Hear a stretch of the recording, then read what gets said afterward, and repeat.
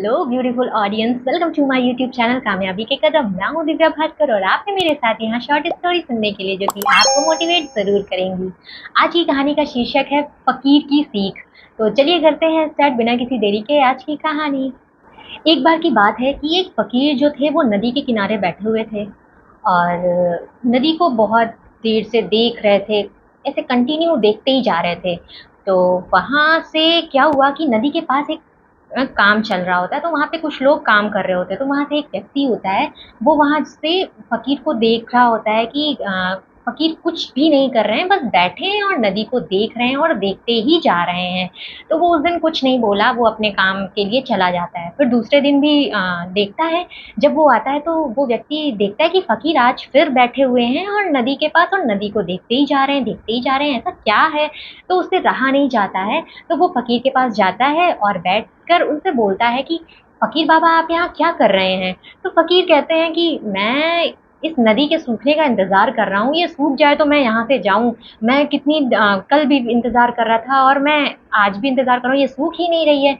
तो व्यक्ति हंसने लगता है और कहता है कैसी बात कर रहे हैं बाबा आप, ये नदी ऐसे कैसे सूख जाएगी। तो कह रहे हैं नहीं, इसको सूखना चाहिए तभी तो मैं यहाँ से जा सकता हूँ। तो व्यक्ति कहता है आपको यहाँ से जाने के लिए या नदी के उस तरफ जाने के लिए आपको ज़रूरी नहीं कि नदी जब सूखे, नदी तो कभी नहीं सूखेगी अभी। तो कहने लगे अच्छा। तो व्यक्ति कहता है कि हाँ, अगर आपको यहाँ से जाना है तो इसके तो और भी रास्ते हैं। तो कह रहे क्या। तो फकीर बोलने लगे कि हाँ, क्या रास्ता है हमें बताइए ज़रा। व्यक्ति कहता है कि या तो देखिए यहाँ नाव चल रही है, आप इस नाव पर बैठकर चले जाइए, और या तो वो देखिए थोड़ी दूर पर आगे पुल बना हुआ है इस नदी को पार करने के लिए, आप पुल से चले जाइए, आप नदी पार कर लेंगे। तो कह रहा है। अब इसके बाद फ़कीर जो होते हैं वो हँसते हैं, मुस्कुराते हैं, फिर इसके बाद व्यक्ति से कहते हैं मैं यही तो लोगों को समझाना चाहता हूँ कि लोग ये सोचते हैं कि मैं अपनी सारी ज़िम्मेदारियाँ पूरी कर लूँ, फिर इसके बाद खुश रहूँ। मतलब कि कोई सोचता है कि मैं अपने बच्चों की शादी कर लूँ, फिर खुश रहूँगा। कोई सोचता है कि मैं ये वाली कार ले लूँ, इसके बाद मैं खुश रहूँगा। या तरह-तरह की चीज़ें जो जिसकी ज़िंदगी में जो इम्पोर्टेंस रखती हों वो मैं ले लूँ, इसके बाद मैं खुश रहूँगा। तो पर ऐसा तो होता नहीं है, क्योंकि ज़िंदगी का तो कोई ठिकाना नहीं है। हमने अगर ये सोचा है कि मुझे 1 महीने बाद कार लेनी है, तब तक हम ये जुगाड़ करके, पैसे इकट्ठा करके तब 1 महीने में हम कार ले लेंगे। लेकिन क्या पता आपकी उस 1 महीने से पहले आप ही ना रहो इस दुनिया में, तो आप कैसे मतलब कि खुश रहने के लिए आप कैसे ये सोच सकते हैं कि नहीं, जब गाड़ी मिल जाएगी तभी मैं खुश रहूँगा। ऐसा नहीं होता है।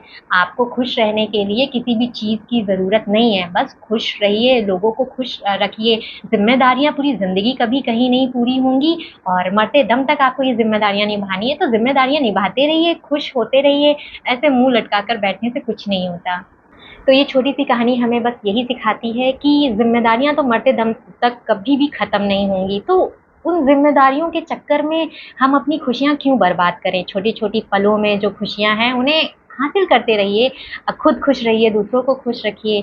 तो ये थी आज की कहानी। कैसी लगी आपको आज की कहानी? हमें ज़रूर बताइएगा। मिलते हैं ऐसी ही इंटरेस्टिंग स्टोरीज़ के साथ नेक्स्ट वीडियोज़ में। तब तक के लिए बाय-बाय।